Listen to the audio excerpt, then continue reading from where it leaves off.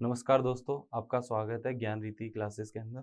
जैसे कि हम इससे पहले 2 क्लासेस ले चुके हैं, जिसके अंदर हमने ऑर्गेनाइजेशन ऑफ कंप्यूटर और उसके बाद में हमने सीपीयू के बारे में कुछ पढ़ा और 2-3 चीज़ें जैसे हमने जनरेशन पढ़ी हैं कंप्यूटर्स की। ठीक है? अब जैसे कि हम देख सकते हैं हमारा जो थर्ड पॉइंट है बेसिक के अंदर वो है मेमोरी। ठीक है? कंप्यूटर की मेमोरी।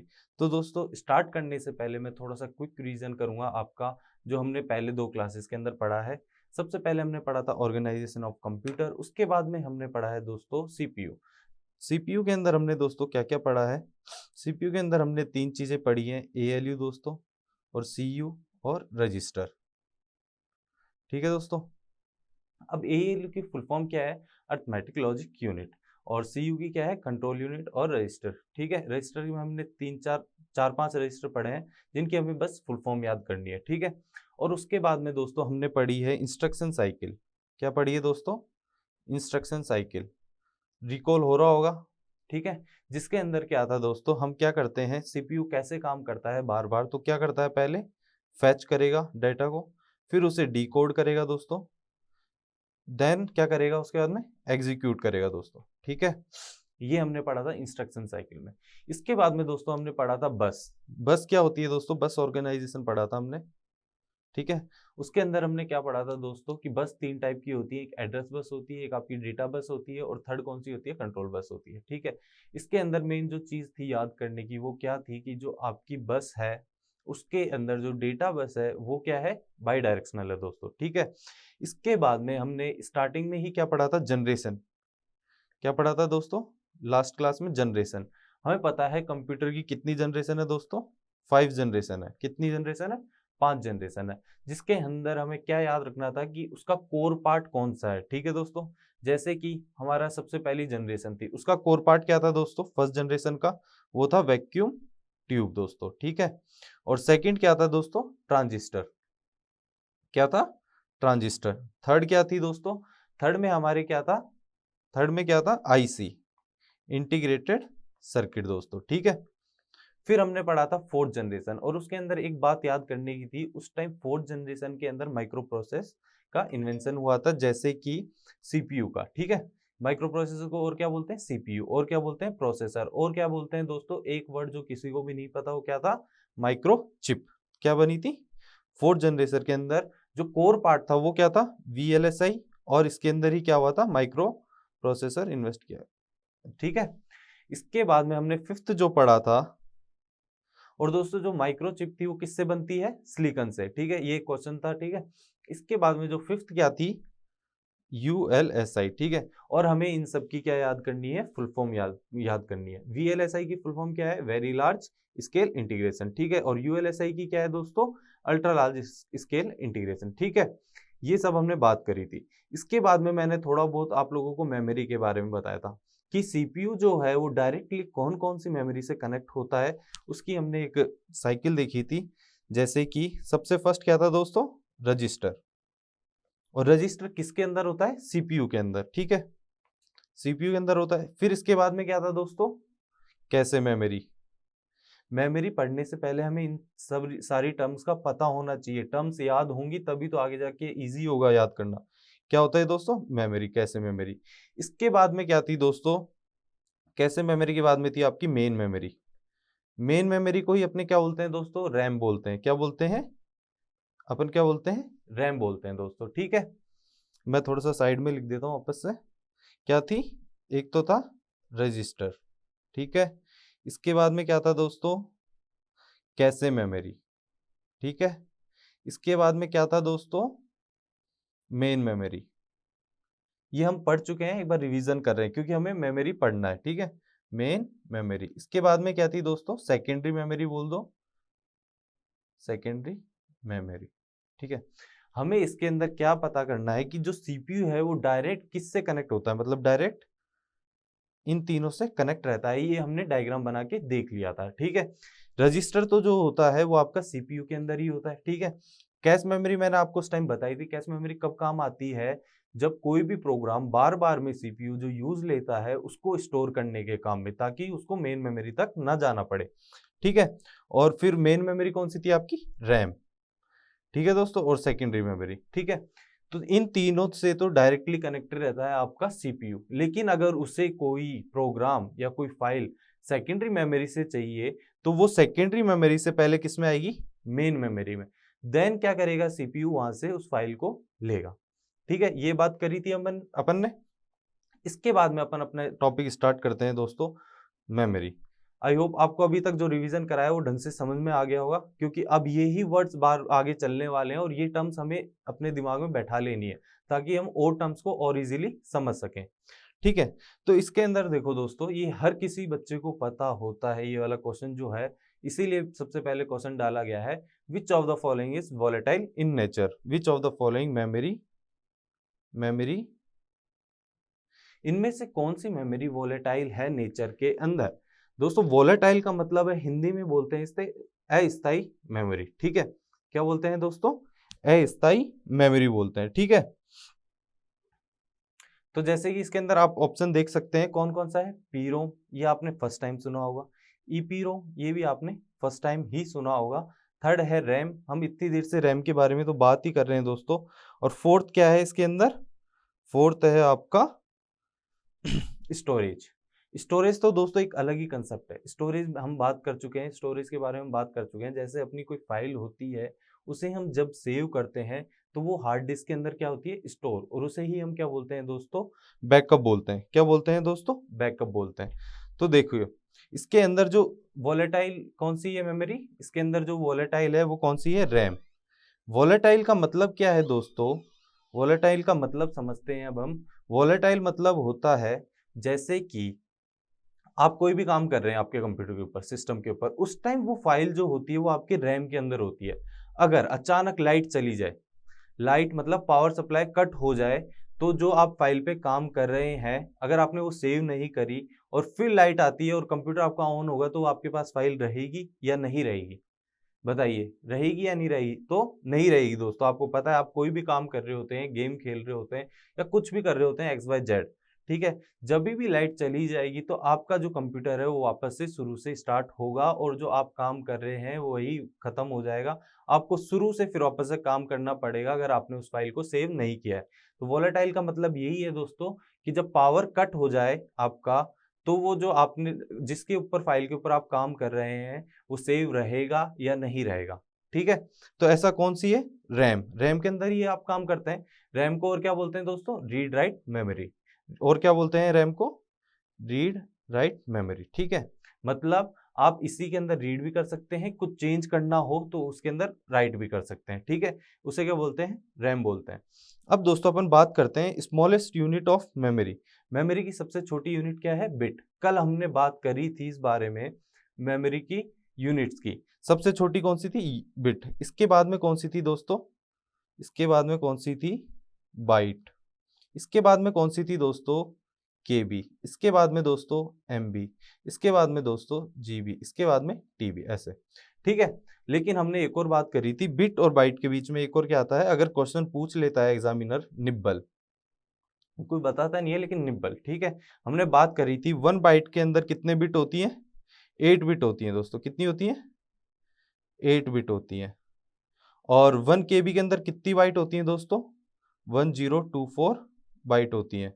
1024 बाइट होती है। ठीक है, और एक एमबी के अंदर कितनी केबी होती है दोस्तों, 1024 इंटू 1024 बाइट। ठीक है, और एक जीबी के अंदर कितनी एमबी होंगी दोस्तों, 1024 इंटू 1024 इंटू 1024 बाइट। ठीक है, और 1 टीबी के अंदर कितनी होंगी दोस्तों, 1024 इंटू 1024 इंटू 1024 इंटू 10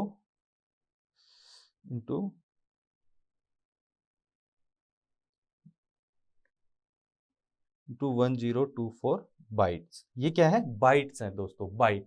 अगर अपन को इसको बिट में कन्वर्ट करना है तो इंटू क्या कर देंगे, 8, क्योंकि 1 बाइट इक्वल्स टू 8 बिट। ठीक है, अगर आपको बिट बाइट में कन्वर्ट करना है तो ये कर देंगे। ये सब किस में है, बाइट में। ठीक है दोस्तों, अगर ये देखिए, जैसे कि अब स्मॉलेस्ट यूनिट ऑफ मेमोरी क्या है, बिट है। लेकिन दोस्तों जो हमारी हार्ड डिस्क होती है उसकी स्मॉलेस्ट यूनिट क्या होती है, वो होती है बाइट। ठीक है, क्या होती है, बाइट। इसलिए देखिए 1 KB में कितनी होती है, 1024 बाइट। ठीक है, MB में जाने के लिए देखिए दोस्तों 1024 KB तो उसे चाहिए। ठीक है, फिर KB से कहाँ जाएगा, बाइट में। KB से कहाँ जाएगा, बाइट के अंदर। तो 1024 इंटू 1024 बाइट। अब देखिए GB से MB में आने के लिए 1024 बाइट तो चाहिए, MB के अंदर आ गया। अब MB से KB में जाएगा, KB के लिए कितनी है, 1024 इंटू 1024।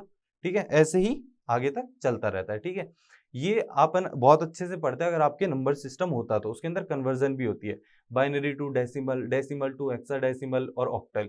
ये सब आपके काम का नहीं है, फिर भी मैं एक नंबर सिस्टम की एक छोटी सी क्लास लगा दूंगा जिसके अंदर आपको एटलीस्ट ये तो पता होना चाहिए कि बाइनरी नंबर कौन से होते हैं, डेसिमल नंबर कौन से होते हैं, ऑक्टल नंबर कौन से होते हैं और हेक्साडेसिमल नंबर कौन से होते होंगे।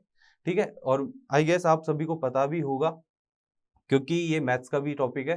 ठीक है, अब देखिए दोस्तों, अब अपन स्टार्ट कर देते हैं अपना टॉपिक मेमोरी। ठीक है, मेमोरी क्या है, मेमोरी क्या है दोस्तों, मेमोरी एक क्या होती है, मेमोरी क्या होती है बताइए, जिसके अंदर आप अपना डाटा रख सकें, स्टोर कर सकें, या फिर किसी भी मैनर में, टेम्परेरी मैनर में या फिर परमानेंट मैनर में। अब जैसे टेम्परेरी मैनर की बात करेंगे तो टेम्परेरी मैनर में आपको अगर डाटा स्टोर करना होता है तो कहाँ रहता है वो, रैम के अंदर। जब तक आपकी लाइट है, पावर सप्लाई ऑन है, जब तक वो रहेगा टेम्परेरी में। अगर आपको उसको परमानेंट करना है तो आप दोस्तों उसको सेव करेंगे और वो कहाँ चला जाएगा, आपकी सेकेंडरी मेमोरी, मतलब हार्ड डिस्क के अंदर चला जाएगा। ठीक है, मेमोरी का जस्ट जो मीनिंग है वो क्या है, आपको डेटा को क्या करना है, स्टोर करना है, चाहे वो टेम्परेरी मैनर में हो चाहे वो परमानेंट मैनर में हो। हमें ये दोनों ही अच्छे से पढ़ने हैं। ठीक है दोस्तों, अब जैसे ही अपन स्टार्ट करते हैं, सबसे पहले तो दोस्तों आपको ये डायग्राम अपने दिमाग के अंदर छाप लेना है, क्योंकि इसी डायग्राम से आपके 10 में से 7 क्वेश्चन हो जाएंगे। ठीक है, इसी डायग्राम में से 10 में से 7 क्वेश्चन आपके हो जाएंगे। ठीक है, अब देखिए दोस्तों, इसके अंदर क्या है, मेमोरी। मेमोरी कैसी होती है, दो टाइप की होती है दोस्तों। कैसी होती है आपकी, दो टाइप की, एक तो परमानेंट और एक टेम्परेरी। ठीक है, और जो आपकी इसको इसके अंदर जो आपकी डिफाइन कर रखा है, एक इंटरनल मेमोरी, एक कौन सी है, एक्सटर्नल मेमोरी।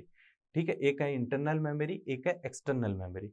इंटरनल मेमोरी जो होती है वो कैसी होती है, ठीक है, वो कैसी होती है, दो टाइप की होती है। कौन कौन सी, एक कोर मेमोरी, एक सेमीकंडक्टर। जो दोस्तों ये कोर मेमोरी है, ये आजकल अपन नहीं पढ़ते हैं क्योंकि ये सेकंड जनरेशन की मेमोरी है। सेकंड जनरेशन का जो कंप्यूटर है, जो ट्रांजिस्टर से चला करते थे, उस टाइम पे इस मेमोरी का यूज लिया जाता था। तो आजकल ये बिल्कुल खत्म हो चुकी है। आजकल जो हम यूज ले रहे हैं, सेमीकंडक्टर मेमोरी का यूज ले रहे हैं दोस्तों। कौन सी, सेमीकंडक्टर मेमोरी। अब सेमीकंडक्टर मेमोरी के अंदर दोस्तों दो पार्ट आते हैं, आपको इसी तरीके से डायग्राम याद करना है। सेमीकंडक्टर के अंदर दो पार्ट आते हैं। पहला जो है वो है आपका मेन मेमोरी। कौन सा है दोस्तों, पहला जो है वो आपका है मेन मेमोरी। ठीक है, और सेकंड जो है वो है कैश मेमोरी। ठीक है, अब मेन मेमोरी दो है, मेन मेमोरी आपकी दो टाइप की है। एक तो है रैम और एक है रोम। ठीक है, एक क्या है दोस्तों, रैम, और दूसरी क्या है, रोम। ठीक है, मेन मेमोरी और कैसे मेमोरी के बारे में अपन पढ़ चुके हैं। ठीक है, आपको मैं बहुत अच्छे से समझा चुका हूं, लेकिन आगे चल के वापस से हम एक बार इसको पढ़ने वाले हैं। लेकिन आप सबके लिए वो क्या होगा, एक टाइप का रिवीजन होगा दोस्तों। ठीक है, अब देखिए रैम के अंदर दो टाइप की रैम पढ़ने वाले हैं हम।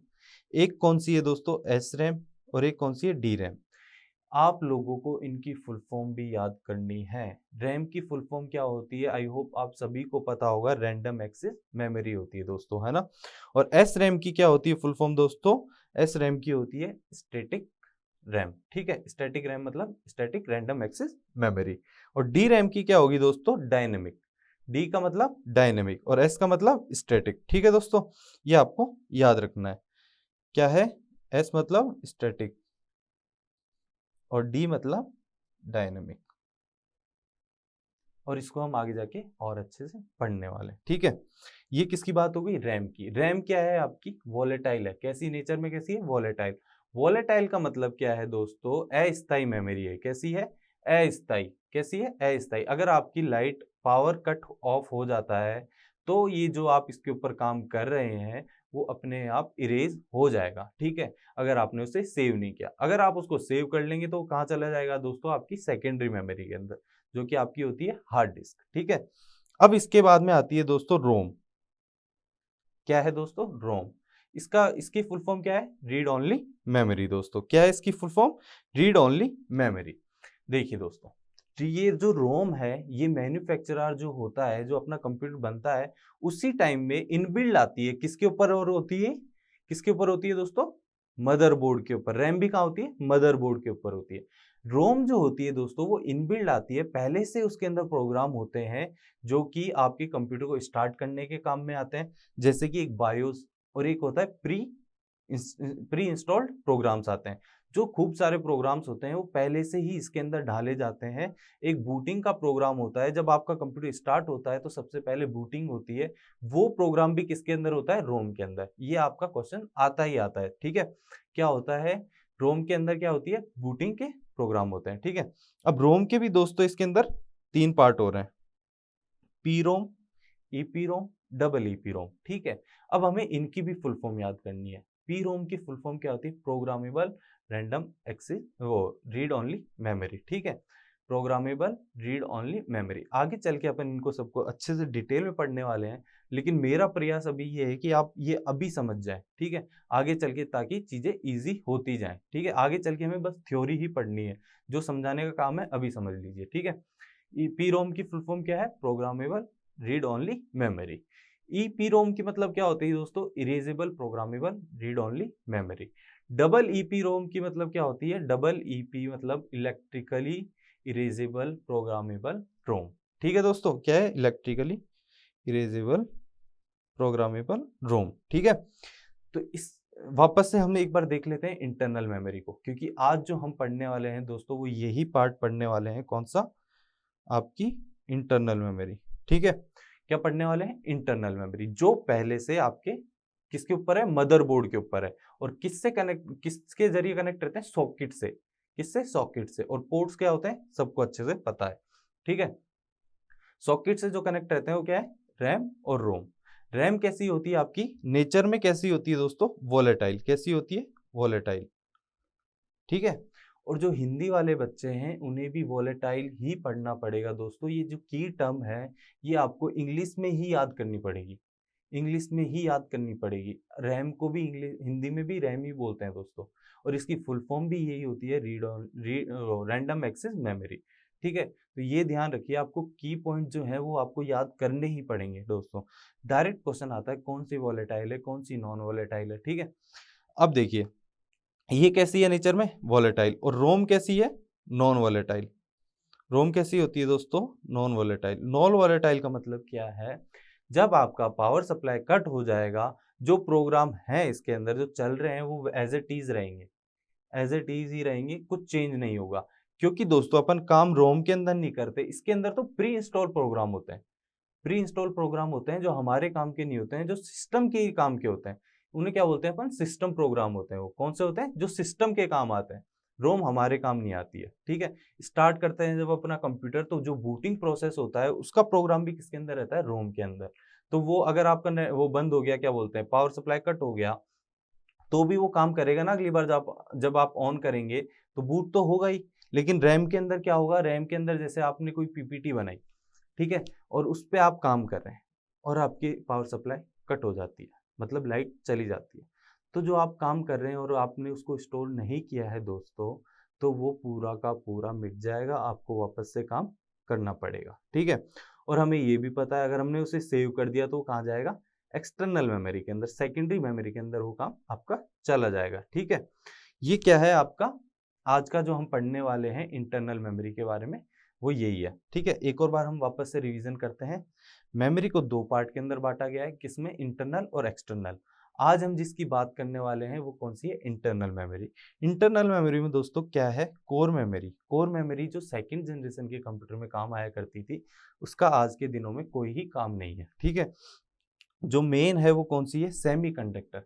कौन सी है दोस्तों? सेमीकंडक्टर। सेमीकंडक्टर के अंदर 2 पार्ट है, एक मेन मेमोरी, एक कैशे मेमोरी, ठीक है। इसके अंदर एक और है दोस्तों सेमीकंडक्टर के अंदर, वर्चुअल मेमोरी, उसके बारे में भी अपन पढ़ेंगे, ठीक है। वर्चुअल मेमोरी आगे जाके आपको सारे के सारे नोट्स मिल जाएंगे, अभी बस आपको समझना है, ठीक है। मेन मेमोरी के अंदर 2 हैं, कौन सी? रैम और रोम, ठीक है। रैम और रोम। कौन सी है, रैम और रोम। लेकिन जब अपन आगे चल के बात करेंगे मेन मेमोरी, तो उसके अंदर सिर्फ अपन कौन सी बात करेंगे, रैम की। क्यों? क्योंकि रोम तो क्या है, प्री इंस्टॉल्ड है, पहले से ही उसके अंदर प्रोग्राम है, उससे हमें कोई फर्क नहीं पड़ता है कि वो लाइट ऑफ हो रही है, बंद कट रही है या फिर आ रही है, वो अपने तरीके से काम करेगी दोस्तों, ठीक है। तो ये क्या हो गया आपकी रैम एंड रोम।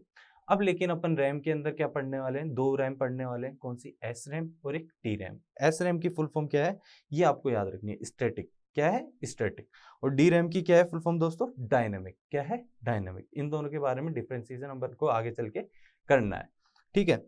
फिर अपन बात करते हैं रोम की। रोम के बारे में क्या है, रैम के अंदर जो मेन पॉइंट है वो क्या है, ये कैसी है नेचर में, वॉलेटाइल।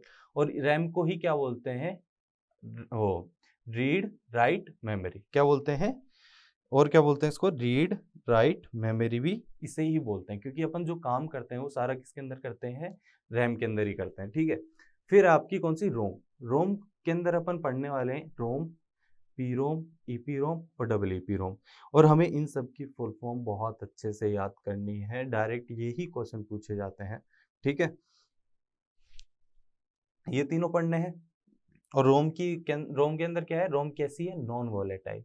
रोम कैसी है, नॉन वॉलेटाइल, उससे फर्क नहीं पड़ता है पावर सप्लाई ऑन हो या ऑफ हो, उसके जो प्रोग्राम है वो हमेशा वैसे के वैसे रहेंगे, ठीक है। और फिर हम बात करते हैं किसकी, कैशे मेमोरी। इसकी हम बहुत बार बात कर चुके हैं दोस्तों। कैशे मेमोरी क्या होती है, ये आप सभी को बहुत अच्छे से पता है, लेकिन मैं एक और बार बता देता हूँ। कैशे मेमोरी, जब आपको मेन मेमोरी से सीपीयू को बार बार में एक ही प्रोग्राम को लेना होता है, तो क्या होता है कि दोस्तों जो बार बार में जो प्रोग्राम यूज में आ रहे हैं, वो एक जगह क्या हो जाते हैं, स्टोर हो जाते हैं, किसके अंदर, कैशे मेमोरी के अंदर। क्यों? क्योंकि वो मेन मेमोरी से फास्ट होती है। क्यों फास्ट होती है दोस्तों, क्योंकि वो सीपीयू के पास में होती है ज्यादा। और सीपीयू के पास में और कौन सी होती है, रजिस्टर होता है, तो वो तो कैश मेमोरी से भी फास्ट होता है, ठीक है। ये हम किसके अंदर पढ़ने वाले हैं, मेमोरी ऑर्गेनाइजेशन के अंदर, ठीक है। एक पूरा अच्छे से पिरामिड बना के आपको समझाने वाला हूँ। क्या हो गया, कैशे मेमोरी, ठीक है। इसलिए हम किसका यूज लेते हैं, कैश मेमोरी का, ताकि जो प्रोग्राम बार बार में यूज आ रहे हैं, उन्हें हम एक जगह स्टोर कर लें, और सीपीयू को डायरेक्ट मेन मेमोरी से लेने की जरूरत ना पड़े, मतलब कि रैम से लेने की जरूरत ना पड़े। वो अपना प्रोग्राम जो है वो कहाँ से उठा ले, कैश मेमोरी से, ताकि अपना काम जो हो जाए वो फास्ट हो जाए। दोस्तों हमारा मेन मकसद क्या है जनरेशन का, अपने कंप्यूटर को फास्ट करना, छोटा करना, और उसे मतलब कि कम इलेक्ट्रिसिटी पे चलाना, यही चल रहा है। उसके प्रोसेस को बढ़ाना, साइज में छोटा करना, आज यही हुआ है। स्टार्टिंग में जो फर्स्ट जनरेशन के कंप्यूटर हुआ करते थे, वो एक एक कमरे के हुआ करते थे, और उन्हें ठंडा रखने के लिए कम से कम कमरे के अंदर 3-4 एसी लगाए जाते थे, क्योंकि वो बहुत ज़्यादा हीट प्रोड्यूस करते थे दोस्तों। और उनके अंदर जो काम होता था वो होता था बहुत कम। जो फर्स्ट जनरेशन के जो कंप्यूटर है उनके अंदर एडिशन, सब्ट्रैक्शन और यही होता था, ठीक है। समझ गए दोस्तों। इसके बाद में एक सेमीकंडक्टर के अंदर हम एक और जो पढ़ने वाले हैं मेमोरी, वो है कौन सी, आपकी वर्चुअल मेमोरी दोस्तों। कौन सी, वर्चुअल मेमोरी। दोस्तों इस मेमोरी की जरूरत क्यों पड़ी, इस मेमोरी की जरूरत दोस्तों इसलिए पड़ी, जैसे कि आप क्या करते हैं, आपकी मेमोरी है जो रैम जो है आपके कंप्यूटर की, वो है 8 GB। मतलब कि आप 8 GB तक के डाटा को एक साथ यूज ले सकते हैं, ठीक है। तभी जाके वो आपका सिस्टम जो है वो फास्ट काम करेगा। लेकिन कभी कभी क्या होता है दोस्तों, हम इतने ज़्यादा वो एप्लीकेशंस या सॉफ्टवेयर खोल देते हैं उसके अंदर, जैसे आप गेम खेल रहे हैं, आजकल गेम भी इतने बड़े बड़े आने लग गए। एक साइड में आप वेब ब्राउजिंग कर रहे हैं, ठीक है, एक साइड में आप पीपीटी खोल के बैठे हैं, एक साइड में आप यूट्यूब चला रहे हैं, एक साइड में आपने आपकी फेसबुक चला रखी है, इंस्टा चला रखा है। तो क्या होता है दोस्तों, वो आपकी जो रैम है वो दूसरे प्रोग्राम को प्रोसेस नहीं नहीं करती है। तो इस कारण क्या होता है, जब उसके अंदर ज़्यादा ज़्यादा प्रोग्राम आ जाते हैं, तो वर्चुअल मेमोरी का काम आता है। वो क्या करता है, कुछ देर के लिए जो प्रोग्राम यूज नहीं आ रहे हैं, जो आपके बैक एंड में चल रहे हैं, उन्हें उठा के दोस्तों आपकी सेकेंडरी मेमोरी के अंदर रख देती है। सेकेंडरी मेमोरी के अंदर रख देती है किन प्रोग्राम को, जिनको आप बहुत देर से यूज नहीं ले रहे हैं, लेकिन वो बैक एंड पे वर्क कर रहे हैं, ठीक है। फोन के अंदर भी होता है, आप बहुत सारी एप्लीकेशन खोल देते हैं, ठीक है। उस टाइम पे क्या होता है, वर्चुअल मेमोरी का क्या होता है काम, कि वो जो प्रोग्राम काम नहीं आ रहे हैं उनको उठा के सेकेंडरी मेमोरी में डाल देती है, ठीक है। यही इसका काम है, और यही हम आगे चल के पढ़ने वाले हैं दोस्तों, ठीक है। इसके बाद में देखिए, आज जो हम पढ़ने वाले हैं वो कौन सी पढ़ने वाले, इंटरनल मेमोरी। ठीक है, तो स्टार्ट करते हैं दोस्तों। एक जो क्वेश्चन है वो बहुत अच्छा क्वेश्चन है। आजकल जो क्वेश्चन बनता है, आजकल एक और टाइप की मेमोरी आ गई है दोस्तों। कौन सी, पेपर बेस्ड मेमोरी। कौन सी आ गई है दोस्तों, पेपर बेस्ड मेमोरी। इसके अंदर क्या होता है, इसके अंदर जैसे आपने देखा होगा आजकल आप जाते हैं और जाते ही कहीं पर भी जाके क्या कर देते हैं, पेमेंट कर देते हैं। किसके जरिए, क्यूआर कोड के जरिए या फिर बार कोड के जरिए। बार कोड क्या होता है, स्कैन करने का होता है, उसके अंदर भी डेटा होता है। जब ये बार कोड कहाँ काम आता है दोस्तों, जब आप कोई भी विशाल मेगा मार्ट हो या फिर कोई भी ड्रेस वगैरह लेने जा रहे हैं, तो उससे पहले वो एक स्कैनर लेता है, बार कोड स्कैनर, उससे स्कैन करता है, तो उसके अंदर जो डेटा रहता है, उसके अंदर भी क्या रहता है दोस्तों, डेटा ही रहता है। क्या रहता है, डेटा रहता है उस प्रोडक्ट का। ठीक है, तो उसको क्या बोलते हैं, बार कोड। क्यूआर कोड दोस्तों आप डेली यूज में ले रहे हो, कहीं भी दुकान पे जा रहे हैं तो आप क्यूआर कोड उससे मांगते हैं, जो पेपर के ऊपर होता है, उसके अंदर उस दुकानदार की डिटेल्स होती हैं, उसके अकाउंट की डिटेल्स होती हैं, जो आप स्कैन करके उसके अकाउंट में रुपए डाल सकते हैं। ठीक है दोस्तों, इसके बाद में देखिए एक और क्वेश्चन स्टार्ट करने से पहले हम क्वेश्चंस पढ़ेंगे, काफी सारे क्वेश्चंस करेंगे ताकि हमें आइडिया हो जाए किस तरीके के क्वेश्चंस आते हैं। Which of the following is not a type of computer memory. इनमें से कौन सी कंप्यूटर मेमोरी का टाइप नहीं है दोस्तों, कौन सा टाइप नहीं है। ऑक्सिलरी मेमोरी दोस्तों, ये सेकेंडरी मेमोरी का ही दूसरा नाम है। सेमीकंडक्टर मेमोरी, ये तो हमने अभी पढ़ा ही है इंटरनल मेमोरी के अंदर। ठीक है, तो ये भी होता है, ये भी होता है। कोर मेमोरी भी हमने पढ़ा है, जो सेकंड जनरेशन के कंप्यूटर के अंदर काम आया करता था। ठीक है, इसके बाद में दोस्तों कौन सी, कंट्रोल मेमोरी। ऐसी कोई भी मेमोरी नहीं होती है दोस्तों, कंट्रोल मेमोरी कोई भी मेमोरी नहीं होती है। ठीक है, तो ऐसे क्वेश्चंस आ जाते हैं। ठीक है, ये आपको पता होने चाहिए, या आप इस डायग्राम से ही कर सकते हैं। मैंने आपको जो बताया इस डायग्राम से ही हो जाएगा। मैंने आपको बताया था इस डायग्राम से आप बहुत सारे क्वेश्चंस कर सकते हैं। इतनी ही नॉलेज आपके 10 में से 7 क्वेश्चन इन्हीं के ऊपर बन जाएंगे। क्या पूछ लेगा, रैम की फुल फॉर्म, ईपी रोम की full form, double EP ROM की फुल फॉर्म। ठीक है, ये सब पूछ लेगा। अब देखिए दोस्तों, अब हम स्टार्ट करते हैं। पहला जो है आपका इंटरनल मेमोरी क्या होती है। क्या होती है इंटरनल मेमोरी, अ memory component available within system unit. इधर सिस्टम यूनिट का मतलब है आपका मदरबोर्ड। क्या है, मदरबोर्ड। कोई भी मेरे हिंदी मीडियम वाले दोस्त घबराएंगे नहीं कि सर तो इंग्लिश में ही बता रहे हैं, मैं बस रीड कर रहा हूँ, आपको बता चुका हूँ मैं पहले। ठीक है, ये क्या है, a memory component available within system unit is known as internal memory which is mainly use for processing purpose. क्या होती है दोस्तों, ऐसी मेमोरी जो किसके अंदर है, आपके मदरबोर्ड के ऊपर ही है। कौन सी है वो, रैम रोम कैसे मेमोरी रजिस्टर सारी किसके ऊपर है दोस्तों, आपके मदरबोर्ड के ऊपर ही है। ठीक है, उससे हम क्या बोलते हैं, इंटरनल मेमोरी बोलते हैं। रैम किसके ऊपर है, मदरबोर्ड के ऊपर है। ठीक है, तो उसे क्या बोलते हैं हम, इंटरनल मेमोरी होती है। और वो मेनली क्या यूज में आती है, प्रोसेसिंग पर्पज के काम में आती है। कौन सी काम में आती है दोस्तों, प्रोसेसिंग पर्पज में। जैसे आप कोई भी काम कर रहे हैं तो रैम के ऊपर ही तो करते हैं। स्टोर करने के लिए आपकी सेकेंडरी मेमोरी काम में आती है। स्टोर करने के लिए कौन सी काम में आती है, सेकेंडरी मेमोरी काम में आती है दोस्तों। कौन सी आती है, सेकेंडरी मेमोरी। ठीक है, एक और बात, ये तो हम बहुत बार पढ़ चुके हैं, कौन सा, internal memory directly accessible bye CPU. ये मैं कम से कम भी आपको 2 से 3 बार बता चुका हूँ। सीपीयू कौन कौन सी मेमोरी को डायरेक्ट एक्सेस करता है, ये हमने कल भी पढ़ा है और आते भी अभी पढ़ा है। ठीक है, तो किस किस को करता है, एक तो रजिस्टर हो गया, एक आपका कंप्यूटर, एक आपकी कैश मेमोरी हो गई, दूसरा आपका मेन मेमोरी हो गई। मेन मेमोरी जैसे कि आप रैम, रैम कौन सी है आपकी, मेन मेमोरी।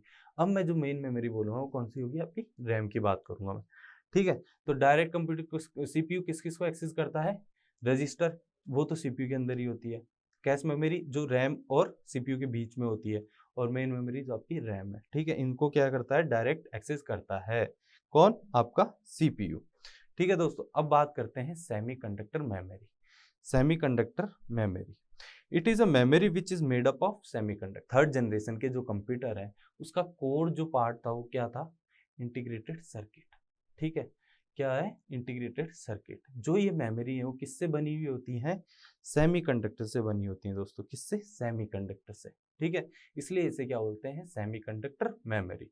ठीक है, और सेमीकंडक्टर मेमोरी जो है वो मेनली किसके अंदर यूज आती है, मेन मेमोरी। सॉरी जो सेमीकंडक्टर मेमोरी है दोस्तों, वो मेनली किसके अंदर यूज आती है? आपकी मेन मेमोरी के अंदर। और मेन मेमोरी कौन सी है? रैम एंड रोम। ठीक है, रैम एंड रोम किसके अंदर? कंप्यूटर के अंदर। ठीक है दोस्तों, इसके बाद में अब हम अपने मेन पॉइंट पे आते हैं जिससे क्वेश्चन पूछे जाते हैं। वो कौन सी है? रैम। कौन सी है? रैम। हमें जो सबसे पहले इसके अंदर याद करना है वो है इसकी फुल फॉर्म दोस्तों। वो क्या है? फुल फॉर्म क्या है? Random access memory. क्या है दोस्तों? Random access memory. और हम पर इसे क्या बोलते हैं? RWM। इसे क्या बोलते हैं? RWM कि मतलब रीड राइट मेमोरी। अब दोस्तों देखिए, रैंडम एक्सेस मेमोरी से ही हमें सब कुछ क्लियर हो रहा है। ठीक है, कि रैंडमली आप कहीं से भी किसी को भी उठा सकते हैं। ठीक है, पहले क्या हुआ करता था दोस्तों, आपने देखा होगा पहले के टाइम पे जब आप VCD वगैरह कुछ भी चलाते थे, रेडियो चलाते थे, उसके अंदर पहले आपको पहला गाना चलाना पड़ता था, उसके बाद में सेकंड आता था, उसके बाद में थर्ड आता था, उसके बाद में फोर्थ आता था, फिर फिफ्थ पे जाते थे आप, फिर 10th पे, ऐसे जाना पड़ता था। लेकिन आजकल आप फर्स्ट सॉन्ग से डायरेक्ट 10th सॉन्ग पे भी जा सकते हैं दोस्तों। ठीक है, इसका मतलब क्या है? आप रैंडमली किसी भी चीज को उठा के स्टार्ट कर सकते हैं। ऐसा ही है। ठीक है, और रैंडम एक्सेस मेमोरी का और कैसी है ये दोस्तों? वोलेटाइल है। कैसी है नेचर में? वोलेटाइल है। मतलब सर इसका मतलब ये है कि अगर आपकी पावर सप्लाई कट ऑफ हो जाएगी, पावर सप्लाई कट हो जाएगी, तो फिर क्या होगा? आप जो इस पे काम कर रहे हैं, अगर आपने ये सेव नहीं किया तो ये क्या हो जाएगा? इरेज हो जाएगा दोस्तों। क्या हो जाएगा? इरेज हो जाएगा। ठीक है, अब हम इसकी डेफिनेशन पढ़ लेते हैं जो इसके अंदर लिखी हुई है आपके नोट्स के लिए। It is a part of primary memory which is use to manipulate and execute data और इंस्ट्रक्शन। मतलब कि यह क्या है? प्राइमरी मेमोरी का इसके अंदर क्या होता है? देखो, सीधी सिंपल सी बात है, अपन जो काम करेंगे वो इसी के ऊपर करेंगे। किसके ऊपर? रैम के अंदर। तो मैनिपुलेट करना हो किसी डाटा को, मतलब कि चेंज करना हो या फिर एग्जीक्यूशन करनी हो, तो वो किसके ऊपर होगी? इसी के ऊपर होगी। किसके ऊपर? रैम के ऊपर। ठीक है दोस्तों, सिंपल सा काम है। सारे के सारे काम किसके ऊपर होते हैं? रैम के ऊपर ही कर रहे होते हैं हम। फिर रैम से वो कहा जाते हैं CPU, CPU से प्रोसेस करके हमें आउटपुट दे देता है दोस्तों। ठीक है, अब जो मैंने आपको पॉइंट बता दिए हैं उनको ही अपन ने इसमें लिख रखा है। It is a place where data और instruction are loaded before their execution by CPU। देखिए, मैंने आपको कल भी समझाया था एक डायग्राम बना के। ये प्रोग्राम है P1, P2, P3, P4 so on. ठीक है, PN तक। ठीक है दोस्तों, अब क्या है? ये किसके अंदर है? अभी आपकी मेन मेमोरी के अंदर है। मेन मेमोरी मतलब रैम के अंदर। और रैम किससे कनेक्ट होती है? बसेस से कनेक्ट होती है। किससे? CPU से। ठीक है, CPU। और CPU के अंदर जो मेमोरी किसके अंदर होती है? रजिस्टर के अंदर। और हम देख चुके हैं CPU के अंदर क्या होता है? रजिस्टर होता है। अब यहाँ से जितनी इसके अंदर स्टोर करने की, बस को ले जाने की एक बार में क्षमता होगी और रजिस्टर की स्टोर करने की कैपेसिटी होगी, मैंने आपको बताया था रजिस्टर की साइज बहुत कम होती है। ठीक है, उतने प्रोग्राम यहाँ चले जाएंगे। ठीक है, फिर वो एग्जीक्यूट होंगे। फिर उनको क्या करेगा? CPU एग्जीक्यूट करेगा। फिर अगले और जाएंगे, फिर और जाएंगे, फिर और जाएंगे, ऐसे चलता रहता है। ठीक है, इसका मतलब क्या है? एग्जीक्यूशन होने से पहले CPU से, जब CPU के अंदर कोई भी प्रोग्राम का एग्जीक्यूशन होगा, उससे पहले जो आपकी क्या बोलते हैं, आपके जो प्रोग्राम हैं वो कहाँ रहते हैं? वो रहते हैं आपके मेन मेमोरी के अंदर। कहाँ रहते हैं दोस्तों? मेन मेमोरी के अंदर। सिंपल सा ही है। ठीक है, इसके बाद में देखिए दोस्तों, RAM is also known as RMW, read write memory. ये मैं आपको बता चुका हूँ। जो अपन काम करते हैं वो किसके अंदर करते हैं? रैम के अंदर, जिसके अंदर आप रीड भी कर सकते हैं, उसे चेंज भी कर सकते हैं। ठीक है, ये सब किसके अंदर पॉसिबल होता है? रैम के अंदर। रोम के अंदर नहीं होगा, क्योंकि इसके बारे में अपन आगे बात करेंगे। और मैं आपको बता चुका हूँ क्यों नहीं होगा, क्योंकि रोम जो होती है वो प्री इंस्टॉल्ड होती है। उसके अंदर आप कोई चेंज नहीं कर सकते। जो उसके अंदर प्री इंस्टॉल्ड प्रोग्राम होते हैं बस वो ही काम करते हैं, तभी वो कैसी होती है नेचर में? Non volatile. ठीक है, कैसी होती है? RWM, read write memory. ठीक है, क्योंकि इसके अंदर आप ऑपरेशन उसको रीड कर सकते हैं, साथ में उसके राइट कर सकते हैं। इसका मतलब क्या है? जैसे कि ये PPT ऑन है, अगर इसके अंदर रीड की स्पेलिंग गलत होती तो मैं क्या करता? इसको खोलता। ठीक है, रीड तो मैंने कर लिया, अब मैं इसके राइट भी तो कर सकता हूँ। इसको चेंज नहीं कर सकता? कर सकता हूँ। तो मैं इसको चेंज भी कर दूंगा, मतलब राइट भी आप कर सकते हो। तो ये इस टाइम जो फाइल खुली हुई है ये किसके अंदर चल रही है दोस्तों? मेन मेमोरी के अंदर है। ठीक है, किसके अंदर है, मेन मेमोरी के अंदर। और अगर मैं इस फाइल को अब सेव कर दूंगा तो कहाँ चली जाएगी, आपके हार्ड डिस्क के अंदर स्टोर हो जाएगी। ठीक है, अगला जो है RAM is volatile in nature, ये मैं आपको बता चुका हूँ, हर एक पॉइंट बता चुका हूँ, बस अब हम रीडिंग कर रहे हैं किसकी किसकी कर रहे हैं, नोट्स की। ठीक है, आपको जो मैं बता चुका हूँ वो आपको याद रखना है। ठीक है, क्या करना है, याद रखना है। आप हिंदी में खुद अपने आप भी नोट्स बना सकते हैं। ठीक है, क्योंकि मैं सारी बातें हिंदी में ही कर रहा हूँ। और जो टर्म्स हैं, अब नेचर, वॉलेटाइल, ये तो आपको याद करने ही पड़ेंगे। रैम, ठीक है, रीड और राइट, ठीक है, पढ़ना लिखना ऐसे तो नहीं बोलेंगे इनको। ठीक है, कंप्यूटर है दोस्तों, इतना तो आपको करना ही पड़ेगा। ठीक है, ऑपरेशंस। ठीक है, अब इसके बाद में क्या है कि रैम जो है वो कैसी है, नेचर के अंदर वॉलेटाइल है। इसका मतलब क्या है, मैं आपको बता चुका हूँ, जब पावर सप्लाई ऑफ हो जाएगी तो आपका जो डेटा है उसके अंदर जो काम कर रहे थे वो लॉस्ट हो जाएगा। क्या हो जाएगा, लॉस्ट हो जाएगा। आपको शुरू से करना पड़ेगा अगर आपने उस डेटा को स्टोर नहीं किया है दोस्तों। क्या नहीं किया है, स्टोर नहीं किया है। तो अगला क्या है दोस्तों, RAM is known as random access memory. RAM is known as random access memory because data available in memory cell can be access randomly. ये भी मैं आपको बता चुका हूँ। इसका नाम रैंडम एक्सेस मेमोरी क्यों है, क्योंकि जो आपका डेटा है मेमोरी सेल के अंदर उसको आप कहीं से भी रैंडमली एक्सेस कर सकते हैं। जैसे मैंने आपको बताया था 1 2 3 4 5, ये आपकी 5 6 फाइलें हैं। तो आप चाहे तो इस फाइल को डायरेक्ट उठा लें, चाहे तो इसको उठा लें, चाहे इसके बाद में इसको उठा लें। ऐसे थोड़ा है कि पहले आप फर्स्ट पे जाएंगे, फिर सेकंड पे, फिर थर्ड पे, फिर फोर्थ पे, फिफ्थ पे, सिक्स्थ पे। पहले दोस्तों ऐसा ही हुआ करता था। मैंने आपको जो एग्जांपल दिया था रेडियो का जो अपन सुनते थे, उसके अंदर क्या होती है, मैग्नेटिक टेप। टेप जानते हैं, टेप आती थी, उसके अंदर रील डलती थी, उसके अंदर ऐसा ही होता था। पहले आपको पहला गाना सुनना पड़ेगा, फिर नेक्स्ट पे, मतलब आप पहले पहले पे जाओगे, फिर दूसरे पे, फिर तीसरे पे, चौथे पे, ऐसे ही जाना पड़ता था। ठीक है, अब देखिए दोस्तों, अब जो मेन पॉइंट है वो क्या है, टाइप ऑफ रैम। रैम, ठीक है, रैम के टाइप्स।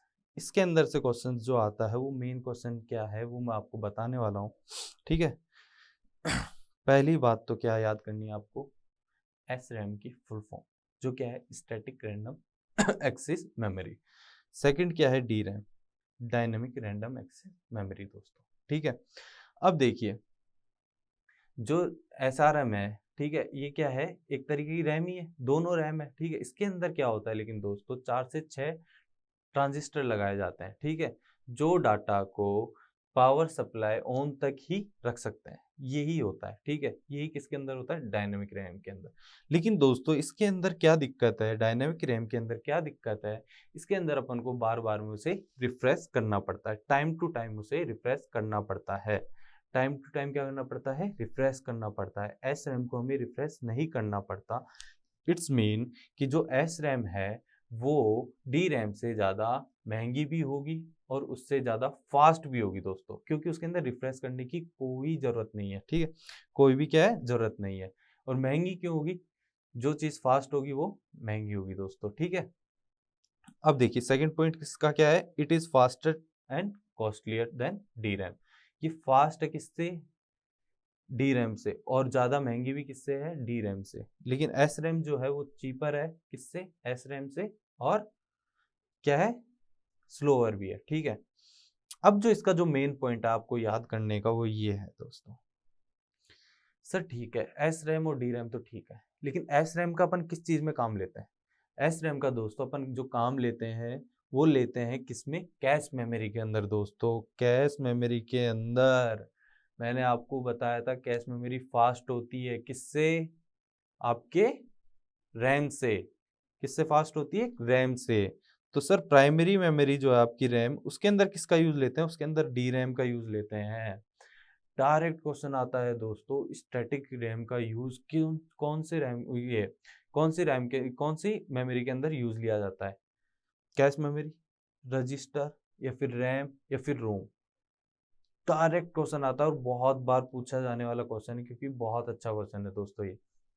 एस रैम जो है वो किसके अंदर यूज ली जाती है, कैसे मेमोरी के अंदर, और जो डी रैम है वो आपके नॉर्मल मेन मेमोरी के लिए यूज ली जाती है। मतलब जो अपन बात करते हैं दोस्तों कि मेरे सिस्टम में 8 GB रैम है, 4 GB रैम है, 2 GB रैम है, वो हम कौन सी रैम की बात कर रहे हैं दोस्तों? वो हम बात कर रहे हैं डी रैम की बात, डायनेमिक रैंडम एक्सेस मेमोरी की बात कर रहे हैं दोस्तों।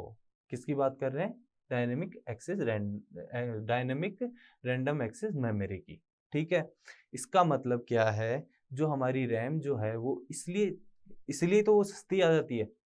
हम कभी ऐसे थोड़ा ना था कि भाई हमें कैश मेमोरी दे दे, नहीं, वो बहुत ज्यादा महंगी होती है। ठीक है, ये होती हैं आपकी किसके अंदर? जीबी के अंदर दोस्तों, 8 GB, इतने जीबी, ये दोस्तों होती है आपकी एमबी के अंदर। ठीक है, इतनी महंगी आती है। अगर देखिए, अब सोचिए, आपको अगर आपका कंप्यूटर फास्ट करना हो तो आप एस रैम लगा लीजिए, लेकिन वो इतनी महंगी आती है कि आप उसका यूज नहीं ले सकते। ठीक है, इसलिए क्या लिखा गया है, ये क्या है, चीपर है, इतनी ज्यादा, मतलब स्लोअर है, किससे?